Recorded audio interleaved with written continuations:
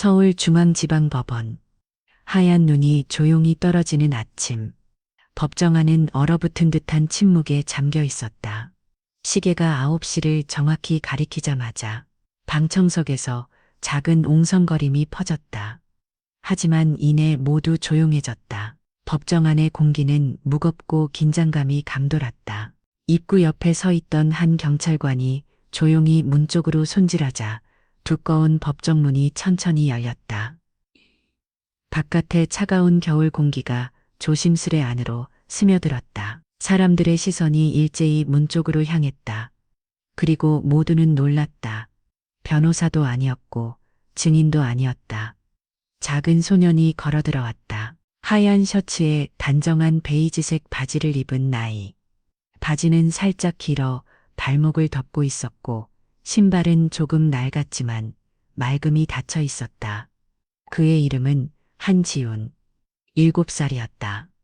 법정 전체가 순간적으로 숨을 멈춘 듯 했다. 소년의 어머니 서윤정은 방청석 한쪽에서 손을 꽉 쥔 채 바라보고 있었다. 얼굴은 눈물로 얼룩져 있었고 표정에는 깊은 불안이 서려 있었다. 그녀의 남편, 지훈의 아버지인 한민식은 피고석에 앉아 있었다. 양수는 수갑에 채워져 있었고 표정은 지친 기색이 역력했다. 그는 평범한 자동차 정비공이었지만 지금은 보석도난 사건의 용의자로 법정에 서 있었다. 지훈은 천천히 깊은 숨을 들이쉬고는 조심스럽게 발걸음을 옮겼다. 작은 신발 소리가 정적을 가르며 바닥을 울렸다. 법정의 분위기는 아이의 등장으로 조금씩 흔들리기 시작했다. 한지훈, 맞지요? 재판장인 최연숙 판사가 조용한 목소리로 물었다. 지훈은 고개를 들고 또렷한 목소리로 대답했다. 네, 맞아요. 최 판사는 지훈을 바라보며 다시 물었다. 여기 증인석에 서면 내가 하는 말은 모두 진실이어야 해. 알고 있니?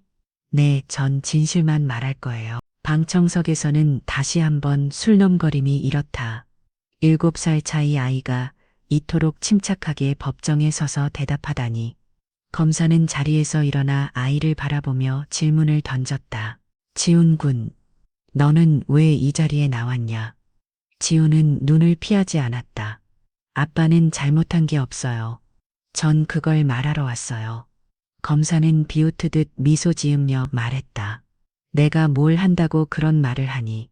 진실이 뭔지 알고 있니? 지훈은 손을 꼭 쥔 채 단단한 목소리로 말했다. 진실은 아빠가 도둑이 아니라는 거예요. 그 말이 떨어지자마자 법정 안은 순간적으로 정적에 잠겼다. 방청객들은 서로를 바라보며 속삭이기 시작했다. 피고석에 앉은 한민식은 조용히 아들의 얼굴을 바라보았다. 그 눈빛엔 놀라움과 사랑, 그리고 죄책감이 뒤섞여 있었다. 그는 입술을 달싹였지만 아무 말도 하지 못했다. 지훈은 고개를 살짝 끄덕였다. 그 작은 눈동자엔 확신이 가득했다. 아빠는 그날 도둑질을 하지 않았어요. 오히려 어떤 할머니를 도와드리러 갔어요. 지훈은 말끝을 또렷하게 맺었다. 검사는 눈썹을 찌푸리며 다시 말했다. 내가 그 자리에 있었다는 거니? 네, 정곡이 있었어요. 아빠랑 같이 있었어요. 재판장은 자리에서 몸을 살짝 앞으로 기울이며 말했다. 그럼 지훈아, 그날 밤 내가 본 것을 천천히 모두 말해줄래? 지훈은 고개를 끄덕였다. 그의 목소리는 떨리지 않았다. 그날 밤 학원 끝나고 아빠가 저를 데리러 왔어요. 집에 가는 길에 명동주 길을 지났는데 어떤 할머니가 인도에서 걸어가고 계셨어요. 가방이 무거워 보였어요. 그런데 갑자기 그 할머니가 인도의 돌에 걸려 넘어졌어요. 방청객들은 숨을 삼켰다.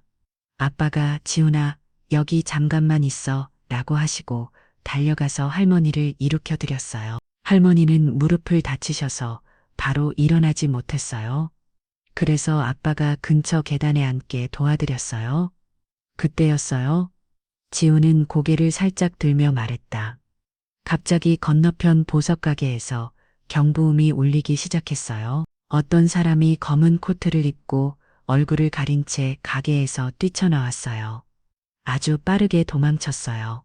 저는 너무 놀라서 그쪽을 쳐다봤는데 그때 아빠는 여전히 할머니 옆에 있었어요. 재판장은 손가락으로 턱을 문지르며 조용히 지켜보고 있었다. 검사의 표정은 서서히 굳어져 갔다. 그래서 저노라요. 아빠는 가게 안에 들어간 적이 없어요. 도둑이 아니에요. 순간 한쪽 방청석에서 누군가 작게 눈물을 훔치는 소리가 났다. 아이의 말은 단순한 증언이 아니었다. 그것은 진실을 향한 용기 있는 외침이었다. 그 외침은 어른들 사이에서 오히려 무거운 울림을 만들어냈다. 그때 검사가 자리에서 일어나 차가운 목소리로 말했다. 재판장님, 이 어린아이가 이 법정에서 발언을 이어가는 것은 적절하지 않습니다. 감정적인 진술일 뿐 증거가 될 수 없습니다. 재판사는 아이를 바라보다가 곧 조용히 고개를 저었다. 우리가 진실을 찾으려는 법정이라면 어떤 목소리도 무시할 수 없습니다. 설령 그것이 어린아이의 것이라도. 법정은 다시 조용해졌고 눈송이는 창밖으로 계속해서 내리고 있었다. 지우는 여전히 똑바로 서 있었다. 작지만 결코 약하지 않은 몸짓. 진실은 때로 가장 작은 목소리에서 시작되는 것이었다. 법정은 여전히 침묵 속에 있었다. 한지 후 내 증언이 끝난 후에도 누구 하나 먼저 입을 열지 못했다. 아이의 말에는 설명할 수 없는 무게가 있었다. 어린아이라는 이유로 결코 무시할 수 없는 진정성과 간절함. 그 침묵을 깬 것은 다시 검사의 목소리였다. 그렇다면 박재경 검사는 지우는 노력하며 한 발 앞으로 나섰다. 내가 말한 모든 내용이 사실이라는 증거가 있니? 지우는 잠시 숨을 들이켰다. 작은 가슴이 오르락 내리락 했다. 하지만 그의 눈은 흔들리지 않았다. 그걸 증명할 수 있는 건 제 기억이에요. 그리고 거기 있었던 할머니도요. 검사는 코숨을 지며 말했다. 기억이라는 건 종종 왜곡되기 마련이다. 더군다나 7살 아이의 기억이 얼마나 신뢰할 수 있을까? 방청석에서 몇몇미리들이 고개를 끄다. 아이의 말이 감동적이었지만 그 감정은 논리와 증거 앞에서 언제나 약해진다. 재판장이 손바닥으로 책상을 가볍게 두드리며 분위기를 다시 가라앉혔다. 검사 측에서는 증인의 신빙성에 대한 문제를 제기하고 있습니다. 하지만 지금은 모든 가능성을 열어둔 채 절차를 이어가겠습니다. 다음 증인을 부르시죠. 검사는 준비된 서류를 넘기며 말했다.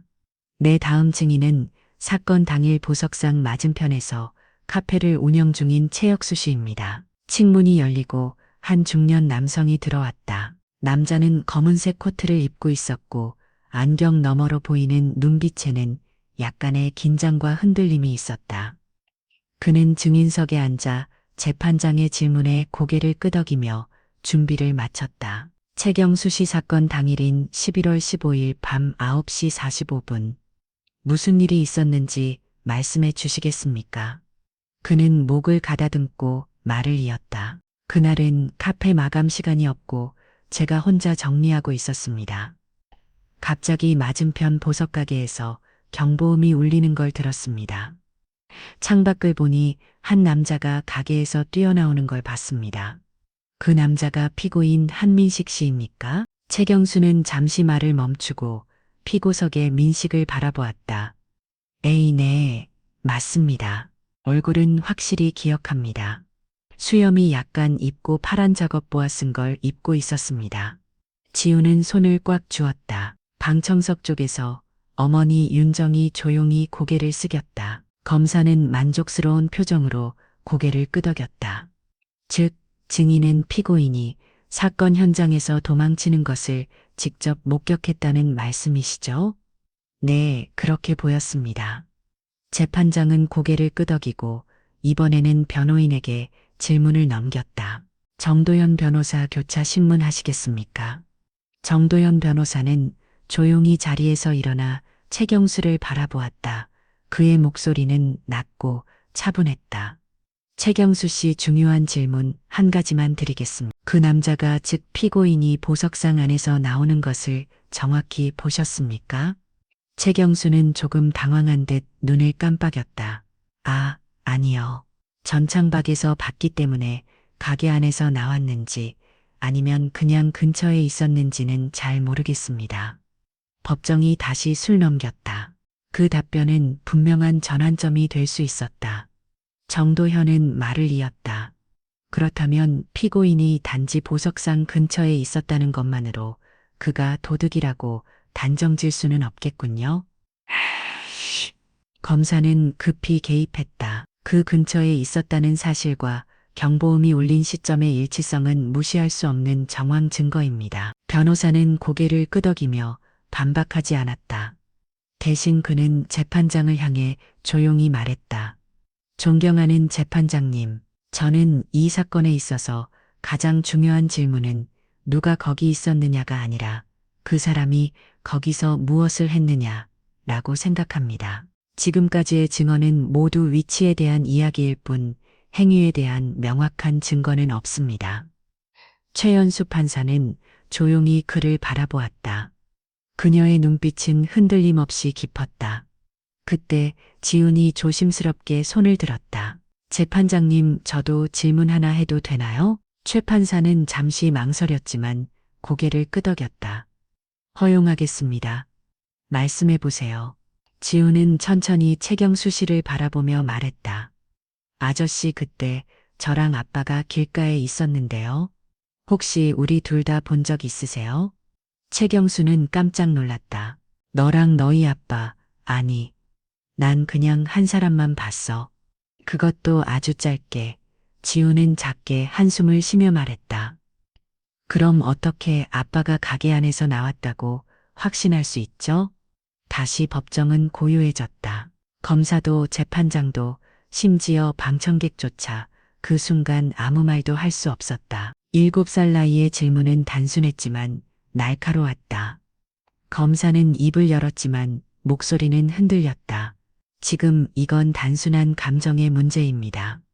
법은 증거로 말해야 합니다.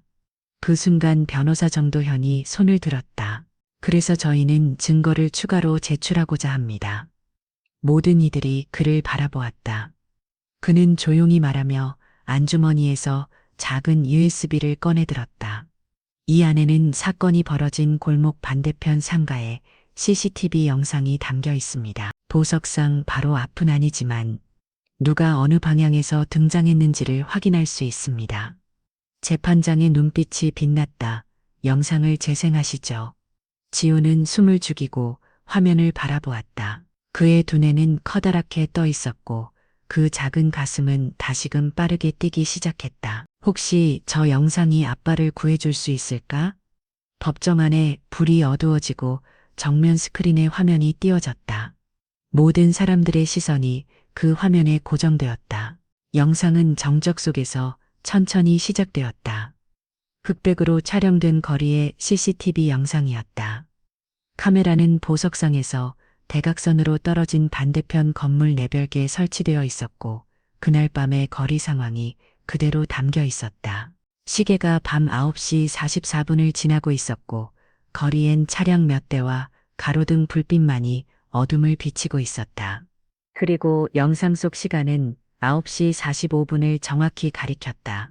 갑자기 화면 오른쪽에서 검은 옷을 입고 마스크와 모자를 쓴 남성 한 명이 보석상 안에서 튀어나오듯 달려나왔다. 그의 손엔 무언가 커다란 가방이 들려 있었다. 그 남성은 골목 안으로 빠르게 사라졌다. 몇 초 뒤 화면 왼쪽에서 한 남성과 아이가 뛰어오는 모습이 포착되었다. 그 남성은 바로 피고인 한민식이었고 그의 곁에는 지훈이 있었다. 두 사람은 반대 방향에서 나타났고 카메라엔 민식이 골목 어귀에 쓰러진 노인을 부축하는 장면이 그대로 잡혀 있었다. 영상이 종료되자마자 법정은 한순간에 술렁했다. 피고인이 아니야. 누군가 조용히 중얼거렸다. 그 사람이 도둑이 아니라면 그럼 지금까지는? 검사는 얼굴이 굳었다.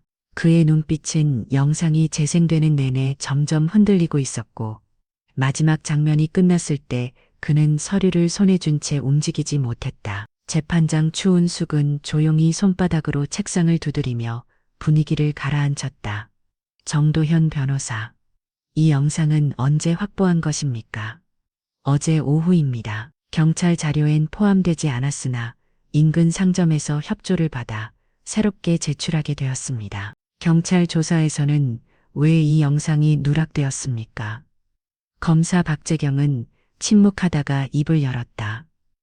영상의 각도상 보석상 바로 앞에 아니었기 때문에 중요하지 않다고 판단했습니다. 그 순간 변호사 정도현이 천천히 고개를 저었다. 하지만 이 영상 하나로 피고인이 보석상 내부에서 나왔다는 주장은 성립되지 않습니다. 오히려 그 반대입니다. 피고인은 골목 반대편에서 등장했고 그는 할머니를 돕고 있었을 뿐입니다. 재판장은 고개를 끄덕이며 다시 검사에게 물었다. 검사 측은 이 영상에 대해 어떻게 해석합니까? 박재경은 한동안 말을 잇지 못했다. 법정의 모든 시선이 그에게 쏠려 있었다. 그는 결국 입을 열었다. 이 영상은 기존 진술과 충돌됩니다. 상황을 재서할 필요가 있습니다. 그의 말은 명백한 후퇴했다. 그리고 그 순간 지훈의 눈에 작은 희망의 빛이 비쳤다. 민식은 피고석에서 조용히 고개를 숙였다. 눈가에 맺힌 눈물을 손등으로 닦으며 중얼거렸다. 지훈아, 고맙다. 법정은 다시 조용해졌고 최은숙 재판장은 다음 발언을 준비했다. 하지만 그때 지훈이 조심스럽게 다시 손을 들었다. 재판장님, 저 더 말해도 될까요? 판사는 고개를 끄다. 지훈은 자리에서 일어나 조심스럽게 말했다. 영상에 나온 그 도망치는 사람 있잖아요. 그 사람은 제가 본 사람이에요. 아빠랑 할머니를 돕고 있을 때 바로 제 눈앞에서 그 사람이 나왔어요. 얼굴은 잘 못 봤지만 아주 빨리 뛰었고 검은색 후드티에 마스크를 썼어요. 검사는 지훈을 바라보며 물었다. 그럼 그 사람이 너의 아버지가 아닐 수도 있다고 생각한 거냐? 아니에요. 지훈은 고개를 세게 저었다. 절대 아니에요. 아빠는 그 사람이 뛰쳐나갈 때 여전히 할머니 옆에 있었어요. 변호사 정도현이 나섰다. 이제 중요한 건 도망친 그 인물이 누구인지입니다. 그 사람은 현재 파악되지 않았고 그 정체가 밝혀지면 사건의 실체가 더욱 명확해질 것입니다. 검사는 서류를 정리하다가 멈추었다. 재판장은 손가락을 턱에 대고 천천히 말했다. 현 단계에서는 피고인이 범행을 저질렀다는 직접 증거가 없습니다. 오히려 무죄 추정의 원칙에 따라 재검토가 필요합니다. 지훈은 조용히 자리로 돌아갔다. 그의 어깨는 조금 떨리고 있었지만 그 눈빛엔 확신이 있었다. 그는 엄마의 손을 꼭 잡았다. 엄마, 이제 아빠 돌아올 수 있어? 윤정은 아이를 끌어안으며 속삭였다.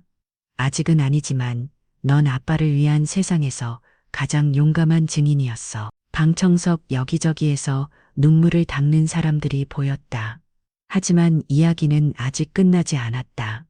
그 순간 법정 뒤쪽 문이 조심스럽게 열렸다. 한 노부인이 들어서고 있었다. 그녀의 걸음은 느렸지만 단호했고 손엔 작은 봉투 하나가 들려 있었다. 재판장이 그녀를 향해 물었다. 실례지만 당신은 누구십니까? 그 노부인은 작게 목례를 하고 대답했다. 저는 그날 피고인이 도와준 할머니입니다. 제 이름은 이선자입니다. 순간 법정 전체가 숨을 멈췄다. 지훈은 자리에서 벌떡 일어났다. 그 눈은 커다랗게 따졌고 그의 입술은 떨리고 있었다. 할머니, 법정의 공기가 다시 얼어붙었다. 이선자, 허리가 굽은 노부인은 천천히 걸음을 옮기며 증인석으로 다가갔다. 그녀의 발걸음은 느렸지만 한 걸음 한 걸음마다 단단한 결심이 묻어 있었다. 지훈은 숨을 죽인 채 그녀를 바라보았다. 그녀가 등장한 순간 그의 마음속 어딘가에서 꺼져가던 불씨가 다시 타오르기 시작했다. 재판장 최은숙 판사는 노부인이 자리에 앉기를 기다린 후 조용히 물었다. 이선자 씨, 당신은 오늘 어떤 이유로 이 자리에 오셨습니까? 노부인은 떨리는 손으로 무릎이 봉투를 내려놓고 천천히 말했다. 저는 그날 밤 피고인 한민식 씨가 도와준 할머니입니다. 법정은 다시 한번 술넘거렸다. 박재경 검사의 얼굴에 긴장감이 스쳤고 변호사 정도현은 눈을 가늘 깨우며 노부인을 주의 깊게 바라보았다. 재판장이 조용히 고개를 끄다. 그렇다면 사건 당일의 상황을 당신의 기억에 따라 자세히 말씀해 주시겠습니까? 이선자는 작게 숨을 들이켰다. 그날 밤 저는 명동 쪽에서 손주 생일 선물을 사고 돌아오는 길이었습니다. 짐이 무거워서 천천히 걷고 있었는데 인도에 튀어나온 보도블럭에 발이 걸려 넘어졌어요. 너무 아파서 혼자 일어나기 힘들었고 차들이 지나가도 아무도 도와주지 않았습니다. 그녀의 목소리는 작았지만 단단했다. 방청객들은 숨을 죽인 채 그녀의 말을 들었다. 그때 한 남자가 아이와 함께 지나가다가 저를 보고 달려왔어요. 그 사람이 바로 저기 있는 피고인이었습니다. 그는 아이에게 여기 잠깐만 있어라고 말하고 저를 부축해 인근 계단에 앉게 해주었습니다.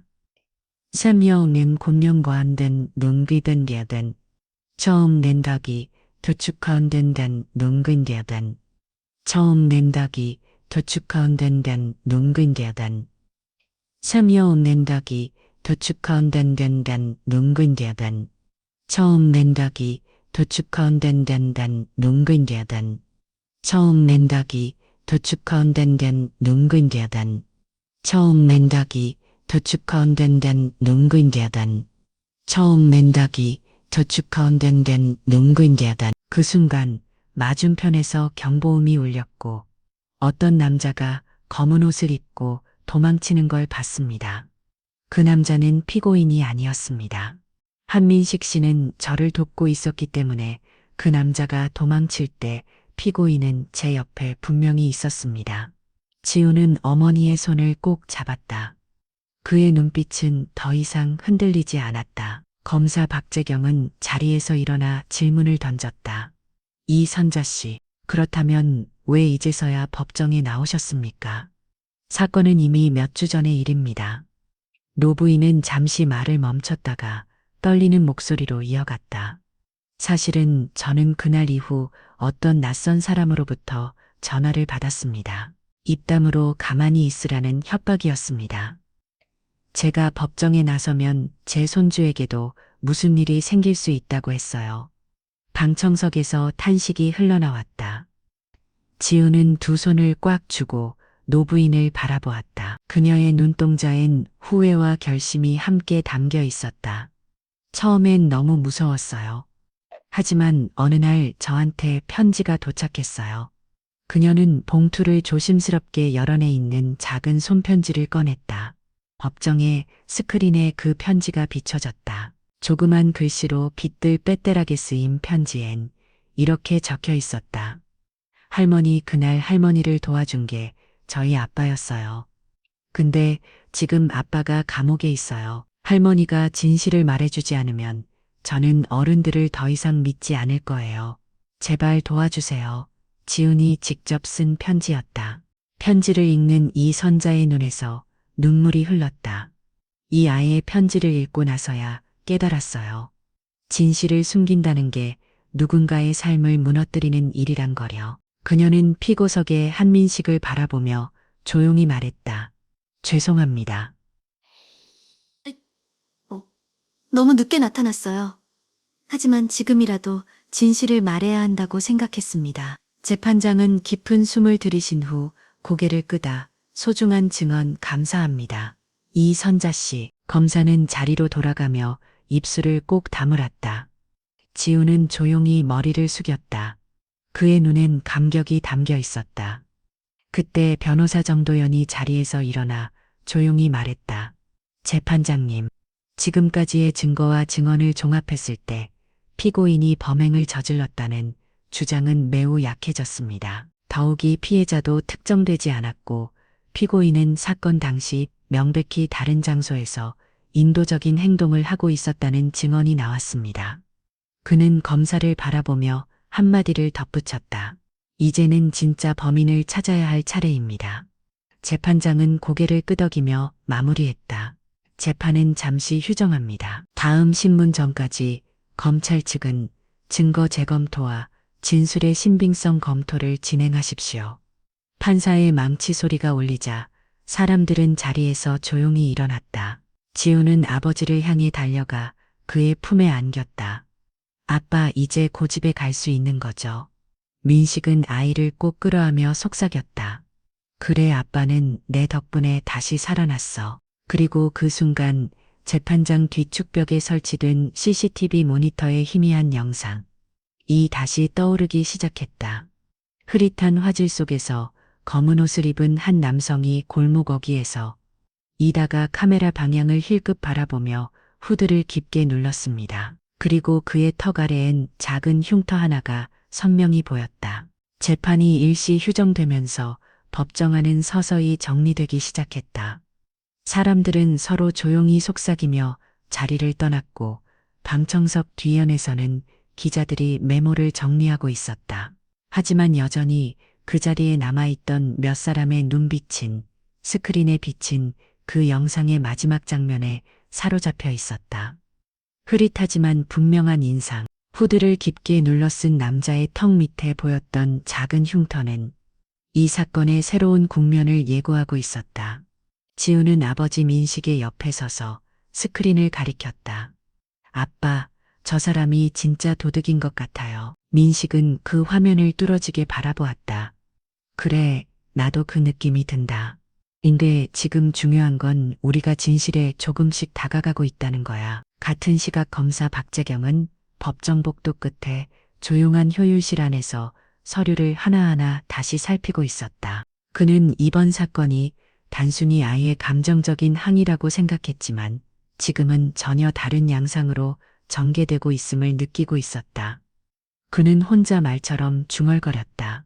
처음부터 너무 확신했나? 그때 그의 노트북 화면에 영상의 정지 화면이 다시 떠 있었다.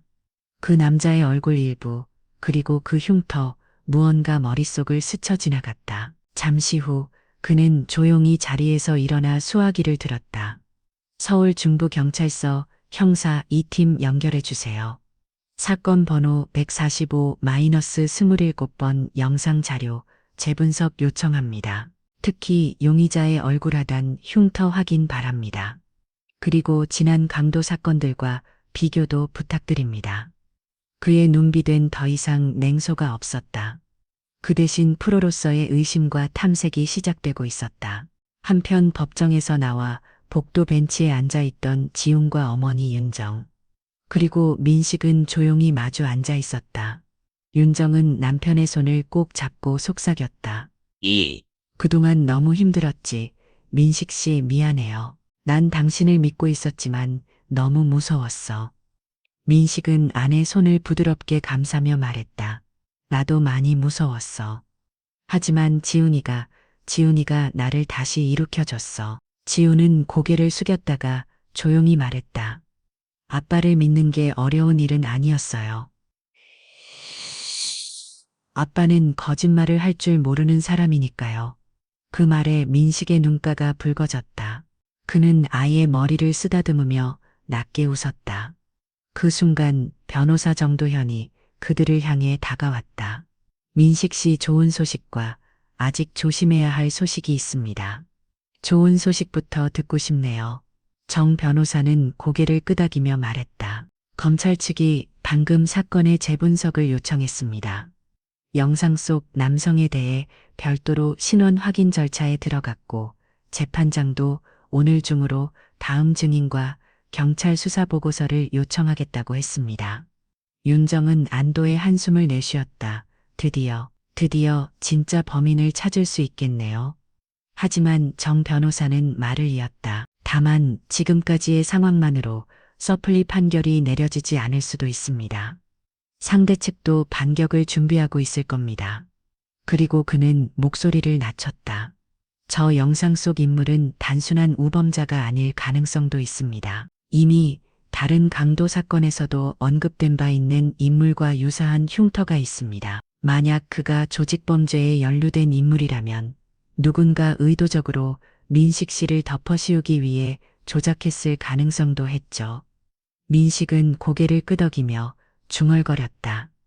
그럼 내가 잡힌 건 우연이 아니었을 수도 있다는 건가요? 그럴 수도 있습니다. 그리고 그런 경우 단순한 재판이 아니라 더 큰 싸움이 될 수도 있어요. 지우는 그 말을 들으며 조용히 생각에 잠겼다.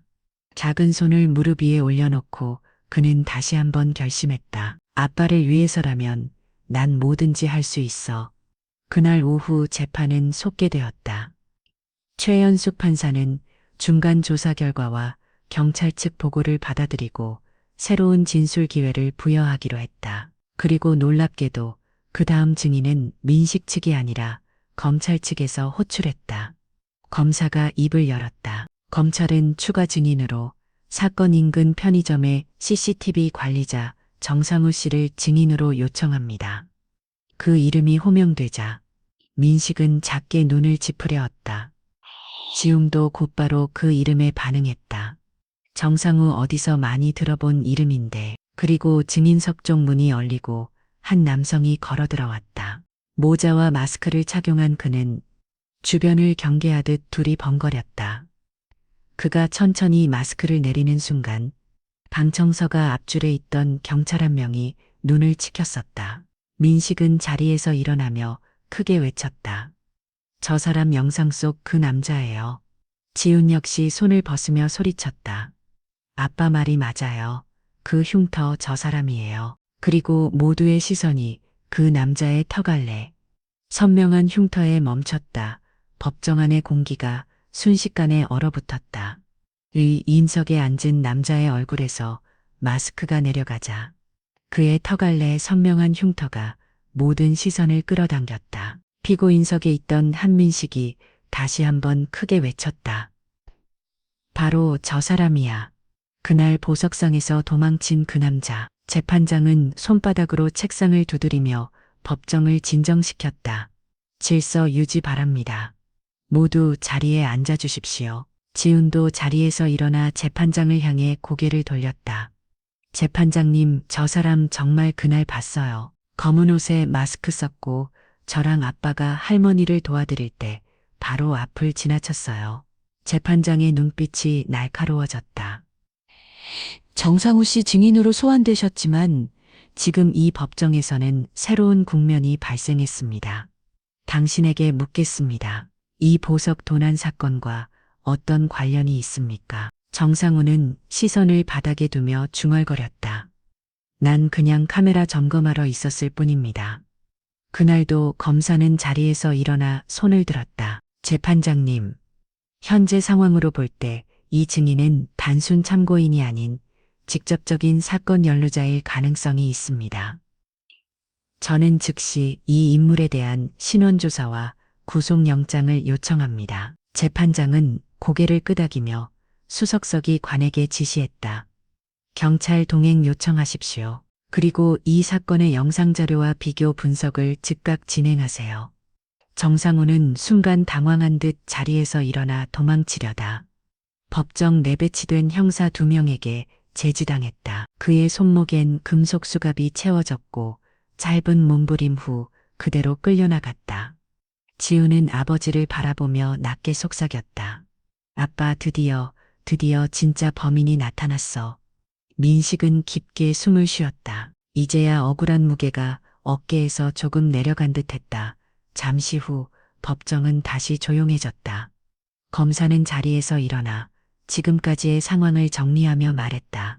존경하는 재판장님, 현재 우리는 범죄 현장에서 피고인을 직접 연결할 수 있는 증거가 존재하지 않으며 오히려 피고인이 현장에 없었다는 것을 입증할 수 있는 명확한 증언과 영상이 확보되었습니다. 게다가 이제 동일 시간대에 인근에서 목격된 인물과 범죄 당시와 유사한 요몸이 신체적 특징을 가진 제3자의 등장으로 인해 피고인을 대한 기소는 법적 근거를 잃었다고 판단합니다. 법정 안은 깊은 정적이 흘렀다. 재판장은 긴 침묵 후 조용히 입을 열었다. 법원은 현재까지 제시된 모든 증거와 증언, 그리고 새롭게 발생한 정황을 바탕으로 판단할 것입니다. 그러나 이 사건은 단지 범인을 찾는 데 그치지 않고 한 사람의 삶을 좌우하는 중대한 사안입니다. 본 법정은 검찰 측이 제출한 구속 취하 요청서를 수용하고 피고인 한민식에 대한 구속을 즉시 해제합니다. 법정 안에서 박수가 터져나왔다. 지우는 아버지에게 달려가 그의 품에 안겼다. 아빠, 드디어 진짜로 끝났어. 윤정은 눈물을 훔치며 남편을 껴안았다. 그들의 손은 서로를 꽉 잡고 있었고 그 사이에는 지우는의 작은 손이 따뜻하게 끼워져 있었다. 하지만 아직 모든 것이 끝난 건 아니었다. 그날 저녁 변호사 정도현은 가족을 따로 만나 조용히 말했다. 이번 판결은 무죄 추정 원칙과 검찰 측의 재검토에 의해 이루어졌지만 우리는 아직도 실제 범인의 정체와 배경에 대한 명확한 정보를 갖고 있지 않습니다. 지우는 이 고개를 들어 물었다. 그 사람이 조직 같은 대랑 관련 있을 수도 있다는 말이죠. 정 변호사는 고개를 끄다. 그래서 더 조심해야 합니다. 그들은 누군가의 인생을 무너뜨리는 걸 가볍게 여길 수도 있어요. 그리고 그들이 원했던 건 아버지처럼 조용하고 만만해 보이는 사람에게 죄를 뒤집어 씌우는 거였을 겁니다. 민식은 조용히 말했다. 그래도 난 괜찮습니다. 지훈이가 내 편이 되어졌으니까. 지훈은 아버지의 손을 꼭 잡으며 말했다. 아빠, 우리가 진실을 지켰어요. 그거면 된 거예요. 정 변호사는 마지막으로 미소를 지으며 덧붙였다. 그리고 이번 사건은 생각보다 더 많은 사람들의 마음을 움직였어요. 기자들, 시민들, 판사님도 모두가 어떤 식으로든 진실을 보고 느꼈습니다. 그날 밤 햄뉴스에선 7세 소년의 용기로 아버지 무죄 입증이라는 헤드라인이 대서특필되었다. 인터넷 커뮤니티에는 지훈이의 이름이 오르내렸고 누군가는 그를 작은 정의의 목소리라고 불렀다. 그러나 어딘가 서울의 외곽에 위치한 낡은 모텔방, 한 남자가 텔레비전 화면을 바라보며 조용히 담배를 피우고 있었다.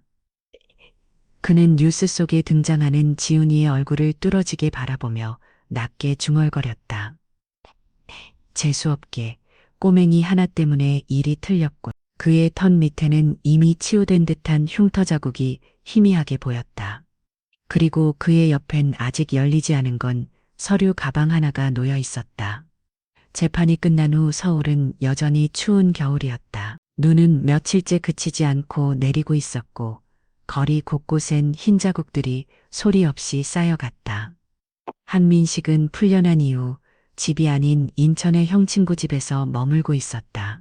지훈과 윤정도 며칠간 그와 함께 지내며 가족으로 서의 시간을 회복하고자 했다. 하지만 세상이 그들에게 온전히 따뜻해진 것은 아니었다. 저 사람이 무죄라고. 진짜. 진짜야. 카메라 조작된 거 아니야. 뉴스가 쏟아지면서 포털 사이트 댓글 참과 커뮤니티 게시판에는 의심과 논란이 뒤섞인 반응이 넘쳐났다. 어떤 이는 지훈을 기적의 소년이라 불렀고 어떤 이는 감성 파리쇼라며 혀를 찼다. 그 모든 말이 한민식의 마음속에 조용한 멍호를 남기고 있었다. 그날 저녁 윤정은 남편의 옆에 앉아 조용히 물었다. 괜찮아. 요즘 말수가 너무 줄었어. 민식은 오래된 라디오는 꺼진 채로 손만 그 위에 올려놓고 있었다. 사람들이 다 이해해 줄 거라고 솔직히 기대했었어. 하지만 내가 무죄라는 걸 믿지 않는 사람들이 생각보다 많아. 그런 사람들은 진실을 보는 게 아니라 자신이 믿고 싶은 걸 보는 거야. 그건 우리가 어떻게 할 수 있는 게 아니야. 민식은 조용히 고개를 끄덕였지만 눈빛은 여전히 무거웠다. 그날 밤 지우는 아버지 방에 살금살금 들어와 이불 속에 들어갔다. 아빠, 내일 학교 가기 싫어. 민식은 아들을 바라보며 이유를 묻지 않았다. 대신 부드럽게 물었다. 혹시 친구들이 뭐라고 했니? 지우는 고개를 끄덕이며 입을 꼭 다물었다. 잠시 후 그는 작은 목소리로 말했다. 애들이 우리 아빠가 원래 도둑이었다가 운 좋게 빠져나온 거라고 해. 선생님은 내 앞에서 말을 안 했지만 그냥 웃기만 했어. 민식은 아이를 꼭 안아주었다. 그 말은 날카로운 칼날처럼 그의 가슴을 베었다. 무죄가 법정에서 선포되었지만 사회는 쉽게 지우지 않았다. 며칠 후 한 기자가 가족에게 연락을 해왔다. 다큐멘터리 프로그램의 인터뷰 제안이었다. 사건의 진실, 그리고 어린아들의 용기와 아버지의 침묵 속에서 우리는 사람들이 진실을 마주하는 방식을 탐색하고 싶습니다. 윤정은 고개를 끄덕였지만 민식은 잠시 망설였다. 이건 또 다른 오해를 낳을 수도 있어. 이제 겨우 조용해졌는데 지훈이 그때 말했다. 그럼 우리 그냥 계속 조용히 살아야 해. 아빠가 아무 잘못도 안 했는데 왜 자꾸 숨어야 돼? 난 다시 사람들한테 말하고 싶어. 아빠는 나쁜 사람 아니라고. 그 말은 민식의 마음을 움직였다. 며칠 후 촬영은 시작되었고 방송국 팀은 가족의 일상부터 사건 당시까지의 경과를 진솔하게 담아냈다. 그리고 인터뷰 도중 기자는 지훈에게 이렇게 물었다. 지훈아, 사람들이 내 말을 믿지 않으면 속상하지 않아? 지훈은 잠시 생각하더니 고개를 저었다. 괜찮아요. 전 진실을 말했으니까요. 믿는 건 그 사람들 마음이에요. 근데 아빠는 저한테는 항상 진짜였어요. 그거면 됐어요. 그 말은 방송을 통해 전국에 퍼져나갔고 처음엔 비판적이던 시청자들조차 댓글을 달기 시작했다. 이 아이의 말은 계산이 없어. 그래서 더 믿게 된다. 어쩌면 우리는 너무 쉽게 누군가를 단정했는지도 몰라. 진실은 말보다 조용히 사람의 마음을 흔드는 법이다. 다큐멘터리 방영 이후 한민식의 휴대폰은 끊임없이 메시지가 쌓였다. 죄송합니다. 너무 쉽게 오해했습니다. 지훈이 덕분에 제가 아이에게 부끄럽지 않은 어른이 되고 싶어졌어요. 사람들의 시선은 서서히 바뀌기 시작했다. 하지만 그 시점에서 경찰은 새로운 수사 결과를 바탕으로 정상호에 대한 구속영장을 청구했고 그의 휴대전화에서 다수의 의심 메시지와 통화 내역이 복원되었다. 그중 하나에 낯익은 번호가 있었다. 이 선자 할머니에게 협박 전화를 걸었던 번호였다. 경찰은 그것이 단독 범행이 아닌 조직적인 모의 가능성이 있다고 판단하고 수사를 확대했다. 그리고 또 하나, 정상호의 계좌에 수상한 입금 기록이 있었고 그 발신 계좌는 한 보안업체의 직원 명의로 등록되어 있었다. 그 이름은 사건 당시 보석상 맞은편 카페에 채경수와 관련된 업체였다. 민식은 그 소식을 듣고 천천히 눈을 감았다. 결국 더 많은 사람들이 얽혀 있었던 거군. 지훈은 아버지 옆에서 말했다. 괜찮아, 아빠. 진실은 늦어도 결국 다 드러나니까. 민식은 아들의 손을 잡으며 미소 지었다. 그래, 그리고 넌 그 진실의 시작이었어. 서울지 반경찰청 수사과.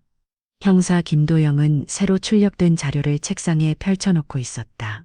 모니터에는 정상호의 통화 내역, 계좌 거래, 그리고 CCTV 영상의 프레임이 동시에 떠 있었다. 그의 옆엔 후배 형사 이지훈, 동명인 이사 있었다. 선배, 이 계좌 진짜 이상해요. 보안업체의 직원 이름으로 등록돼 있지만 실제 사용은 완전히 다릅니다. 입금 주체는 2개월 간격으로 바뀌고 있고 대포 통장 흔적도 있습니다. 김도영은 고개를 끄덕였다. 그리고 업체 대표는 바로 카페 사장 최경수의 형제지. 이 사건은 단순한 누명 사건이 아니라 보석상 내부자와 연계된 조직적 범행을 가능성이 커. 형사들은 보석상 내부 자료를 다시 조사하기 시작했고 보안금 청구 내역, 감시 사각지대에 대한 사전 지식, 정상호가 담당했던 구역의 보안 해제 시점 등이 맞물리기 시작했다. 같은 시각 한민식은 여전히 사람들의 회복된 관심과 동정 속에 지내고 있었지만 그의 내면은 단 하루도 조용하지 않았다. 정말 끝이 나는 걸까? 그는 지훈이 그려준 그림 한 장을 바라보았다. 그림 속엔 집 앞에서 웃으며 손을 잡고 있는 세 가족의 모습이 담겨 있었다. 지훈의 손에는 작은 종이팽이가 들려 있었고 아버지의 얼굴에는 오랜만에 해맑은 웃음이 있었다. 문득 그가 중얼거렸다. 저 웃음을 지키기 위해서라도 난 가만히 있으면 안 되겠구나. 며칠 후 민식은 정도현 변호사에게 연락을 해 자청했다. 변호사님, 이번엔 제가 나서고 싶습니다. 내가 당한 일이 단지 나만의 일이 아니라는 걸 느꼈습니다. 정도현은 묵묵히 그의 말을 들은 후 고개를 끄다 알겠습니다. 하지만 이번엔 진짜 싸움이 될 수도 있어요. 당신을 넘어 사회구조와 마주해야 할 수도 있습니다. 민식은 웃었다. 이제는 도망치지 않을 겁니다. 아들 앞에서 부끄럽지 않기 위해서라도요. 며칠 후 민식은 기자회견을 자청했다. 카메라 수십 대 앞에서 그는 직접 서서 말했다. 저는 억울하게 누명을 썼고 그 고통은 저와 제 가족의 삶을 송돌이 재흔들었습니다. 그러나 저보다 더 고통스러운 사람들은 침묵 속에서 같은 방식으로 무너지고 있는 또 다른 시민들일 것입니다. 이번 사건을 계기로 우리 사회의 수사 방식 증거에서 언론 보도 때도 모두 다시 돌아보야 한다고 생각합니다. 이 발언은 파장을 일으켰고 각종 언론에서 다시 사건을 다루기 시작했다. 시민단체도 연이어 성명을 내기 시작했다. 국가는 개인의 자유와 명예를 지킬 책임이 있다. 진실은 법정에서만 완성되지 않는다. 사회의 책임 또한 명백하다. 그날 밤 윤정은 남편의 손을 꼭 잡았다. 당신이 서서히 세상을 바꾸고 있어. 민식은 고개를 저으며 말했다. 아니야, 지훈이가 바꾸고 있는 거야. 난 그 아이디에서 겨우 따라가는 중이야. 한편 경찰 수사는 결정적인 전환점을 맞이한다. 정상우가 구속된 이후 그는 끝내 입을 열었다. 난 그냥 심부름했을 뿐이야. 보안 해제 시간 맞춰달라고 해서 그렇게 했고 보석 사장이 보안 처리하면 돈 반팅하자고 했어. 누구한테 들었나? 형사의 질문에 그는 고개를 돌렸다. 경수영, 그 사람이 시켰어. 모든 조각이 맞춰지기 시작했다. 보석상 내부자, 보안 시스템 관리자, 그리고 조직적인 증거 조작. 이것은 단순한 절도 사건이 아니라 보안금 사기와 조작된 누명의 보컬 범죄였다. 일고운전 도피 중이었다. 경찰은 그의 행방을 쫓고 마침내 부산의 한 창고형 모텔에서 그를 체포했다. 그의 손엔 태워버린 자료 일부가 들려 있었고 노트북은 암호화되어 있었다. 뉴스는 다시 이를 대서특필했고 제목은 이랬다. 억울한 정비공, 시민의 정의를 깨우다. 소년의 한마디, 조직범죄를 무너뜨리다. 그리고 그날 밤 지우는 책상 앞에 앉아 새로 글을 쓰기 시작했다. 제목은 내가 본 진짜 어른들이었다. 어른은 무조건 이기는 사람이 아니었고 진실 앞에 끝까지 가는 사람이었다. 아빠는 그런 어른이었다. 민식은 아들 옆에 앉아 천천히 물었다. 그걸 왜 쓰고 있는 거야? 지우는 미소 지으며 말했다. 학교 발표 시간에 읽으려고요. 아빠를 자랑하고 싶어서요. 민식은 그 말에 웃었다. 그 웃음은 지금껏 어디에서도 볼 수 없었던 진짜 자유인의 웃음이었다. 한민식의 억울함을 세상에 알리는 일은 한때 조용한 정비공이었던 그에게 너무나 거대한 일이었다. 하지만 이제 그는 더 이상 침묵의 피해자가 아니었다. 그는 아이의 아버지였고 진실 앞에 무릎 꿇지 않은 시민이었다. 그리고 그의 목소리는 수많은 사람들의 가슴에 닿기 시작했다. 각종 뉴스 채널에서는 연일 이 사건을 특집으로 다루었고 지방 방송사들까지 진실을 말한 아이와 세상을 마주한 아버지를 소재로 인터뷰를 요청했다. 서울시청 앞 광장에는 시민들이 자발적으로 모이기 시작했다. 억울한 누명 당신이라면 견딜 수 있으니까 진실 앞에 작은 목소리라도 들어야 합니다. 현장에는 손글씨로 적은 피켓을 든 시민들이 있었다. 진실은 살아있다. 지훈아 고맙다. 한민식 씨, 당신은 혼자가 아닙니다. 그날 민식은 광장을 조용히 찾아갔다. 모자를 눌렀고 조심스레 사람들 틈에 섰다. 그는 말없이 한참을 그 자리에 있었다. 그러다 누군가가 조심스레 다가왔다. 중년 여성 한 명이 그를 알아보고 입을 열었다. 저 혹시 민식 씨 맞죠? 그는 순간 움직였지만 고개를 끄다. 여성은 손에 쥐고 있던 종이컵을 내밀었다. 따뜻한 유자차예요. 우리 딸도 아버지를 잃고 나서 세상을 한동안 원망했거든요. 근데 지훈이 보면서 다시 믿고 싶어졌어요. 감사해요. 정말로요. 민식은 말없이 그 컵을 받아들었다. 따뜻함은 손에서부터 가슴속 깊은 곳까지 번졌다. 그날 저녁 경찰은 공식 발표를 통해 최경수를 보험사 기미 위증교사 혐의로 기소하고 정상으로 포함한 3명을 공범으로 입건했다는 소식을 전했다. 그 보도 이후 한 변호사가 민식을 찾아왔다. 그는 사회적 약자의 권리를 대변하는 인권 변호사였고 한동안 이 사건을 조용히 지켜보고 있었다. 민식 씨. 지금까지는 살아남기 위한 싸움이었겠지만 이제는 제도를 바꾸기 위한 싸움으로 나아가야 할 때입니다. 저 같은 사람이 뭘 바꿀 수 있겠습니까? 변호사는 단호하게 고개를 저었다.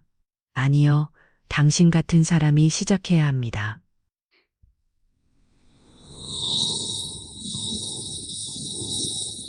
그게 진짜 변화입니다. 며칠 후 민식은 서울 변호사회에서 열리는 별표 누명 피해자 증언 포럼 별표의 연사로 초청받았다. 그는 깊은 고민 끝에 무대에 섰고 마이크 앞에 섰을 땐 손이 살짝 떨리고 있었다. 그러나 그는 천천히 조용히 확신에 찬 목소리로 말했다. 나는 도둑이 아니었습니다. 나는 아버지였고 시민이었고 누명을 썼던 사람이었습니다. 하지만 지금 나는 하나의 증언으로 진실을 되찾은 사람입니다. 객석은 조용했다. 누군가는 눈을 감고 누군가는 고개를 숙이며 그의 말을 들었다. 이제 나 같은 사람이 또 생기지 않도록 수사 구조와 절차, 그리고 언론 보도 방식에 대해 질문하고 감시하고 바꿔야 한다고 생각합니다. 그의 발언은 SNS에 빠르게 퍼졌고 삽사인 진실을 말아 나이 삽사인 한민식 무죄. 삽사인 우리도 말할 수 있다. 같은 해 시택으로 확산되기 시작했다. 지우는 아버지의 포럼 영상을 교실에서 틀어준 선생님을 바라보며 자랑스레 말했다. 저기 제 아빠예요. 아이들은 잠시 조용하더니 박수를 치기 시작했다. 그날 밤 민식은 조용히 책상에 앉아 있었다. 지훈이 그려준 또 다른 그림 한 장이 그의 앞에 놓여 있었다. 이번엔 민식이 서 있고 뒤에 사람들 수십 명이 함께 서 있었다. 모두가 같은 방향을 보고 있었다. 그는 아들에게 물었다. 이건 무슨 뜻이야? 지훈은 대답했다. 이제 아빠는 혼자가 아니니까 다 같이 서서 같은 걸 보고 있어요. 민식은 조용히 웃었다. 그래, 이번엔 나도 누군가를 지킬 수 있을까? 그 순간 휴대폰이 울렸다. 발신자는 경찰서 형사였다. 한민식 씨, 혹시 내일 잠깐 시간 괜찮으실까요? 조사 관련해서 추가로 확인할 게 있어서요. 다른 건 아니고 오히려 민식 씨가 도와주실 수 있을 것 같아서요. 제가요? 예, 이제 당신은 피해자이자 살해자, 그리고 정의를 경험한 사람이니까요. 민식은 전화를 끊고 잠시 생각에 잠겼다. 그리고 천천히 고개를 끄덕였다. 그래, 나도 이제 누군가에게 도움이 될 수 있겠구나. 3월의 끝자락 겨울은 서서히 물러나 보고 있었다. 서울의 하늘은 아직 그렸지만 바람에는 따뜻함이 묻어났다. 길가에는 매화꽃이 피기 시작했고 사람들의 옷차림도 조금씩 가벼워지고 있었다. 한민식은 경찰 사업에서 잠시 하늘을 바라보았다. 그의 옆에는 지훈이 책가방을 메고 서 있었다. 아빠, 오늘은 내가 따라가도 돼? 형사 아저씨가 우리 둘 다 보고 싶다고 했잖아. 민식은 미소 지으며 고개를 끄덕였다. 그래, 넌 오늘 내 파트너니까. 형사 김도영은 두 사람을 반갑게 맞이했다. 조용한 휴일실한 커피향이 은은하게 퍼져 있었다. 인식 씨 그동안 잘 지내셨죠? 네, 천천히 적응해가는 중입니다. 김 형사는 서류 한 장을 꺼내어 탁자 위에 올려두었다. 오늘 모신 건 간단한 보고와 협조 요청 때문입니다. 당신 사건과 유사한 방식으로 누명을 쓴 사람들이 더 있다는 정황이 나왔어요. 민식은 놀란 듯 눈을 떴다. 비슷한 방식이요. 네, 같은 보안업체 같은 지역 같은 수법 증거 조작이나 고의적 회피 정황이 반복적으로 나타나고 있어요. 당신 사건이 빙산의 일각이었을지도 모릅니다. 그는 한 장의 사진을 민식에게 내밀었다. 사진 속 인물은 나이 지긋한 남성이었고 경찰 기록에 따르면 이 남자도 억울한 누명을 쓴 채 1년 넘게 복역 중이었다. 저 사람은 자기 아내가 운영하던 가게에서 발생한 도난 사건의 범인으로 지목됐지만 상황이 민식 씨와 매우 유사합니다. 현재 재조사 중인데 당사자가 외부와 소통을 거해 하지 않고 있습니다. 지훈이 조용히 물었다. 아빠가 도와줄 수 있어요. 민식은 사진을 조용히 바라보다가 고개를 끄다. 네, 나 혼자만 벗어났다고 끝이 아니니까요. 며칠 뒤 민식은 해당 사건과 관련된 관계자들을 만나 조용히 자신의 이야기를 들려주기 시작했다. 법률 상담, 가족 심리 지원, 미디어의 대응 방식까지 그가 겪었던 모든 경험을 차근히 전달했다. 가장 힘들었던 건 사람들이 나를 믿지 않을 때가 아니었어요. 내가 나 자신을 믿을 수 없게 될 뻔했던 그 순간이었죠. 그 말은 듣는 이들의 마음을 흔들었다. 한편 지우는 학교에서 열린 글쓰기 대회에 참가했다. 주제는 내가 본 세상의 변화였다. 그는 조용히 글을 썼다. 예전엔 어른이란 무조건 뭔가를 아는 사람인 줄 알았다. 하지만 아빠를 보면서 깨달았다. 어른도 실수할 수 있고 상처받을 수 있고 가끔은 아이보다 더 약할 수 있다는 걸. 하지만 아빠는 그 속에서도 다시 일어났고 그 모습을 보며 나는 이렇게 생각했다. 진짜 어른은 약해졌을 때도 진실을 향해 걸어가는 사람이다. 그 그릇 교내 대회에서 1등을 차지했고 지역 신문에도 소개되었다. 한 기자가 그 글을 인용하며 칼럼을 남겼다. 진실은 때로 침묵 속에 묻힌다. 하지만 그것을 다시 불러오는 힘은 항상 가장 작은 목소리에서 시작된다. 그날 밤 민식은 지훈의 글을 읽고 조용히 웃었다. 그는 아이에게 말했다. 넌 항상 내 앞을 걸어가네. 지훈은 말없이 아버지의 팔을 베고 누웠다. 아빠가 내 뒤를 지켜줘서 그래요. 이제 민식의 이름은 단순한 억울한 피고인이 아니었다. 그는 동료 피해자들의 상담을 놓는 시민단체의 자문 역할을 맡았고 경찰청과 공동으로 수사 공정성 개선 자문회의 일원으로 참여하게 되었다. 그리고 1년 뒤 서울시에서는 진실의 목소리 상이라는 시민상 수상자로 그를 선정했다. 수상 소감에서 그는 이렇게 말했다. 나는 거창한 싸움을 한 게 아닙니다. 나는 다만 내 아이 앞에서 부끄럽지 않은 사람이 되고 싶었습니다. 그 마음 하나로 여기까지 왔습니다. 박수 소리 속에서 민식은 지훈의 손을 꽉 잡았다. 세상이 아직 완전하지 않아도 그들은 더 이상 혼자가 아니었다. 밖에서 벚꽃 치 피고 있었다.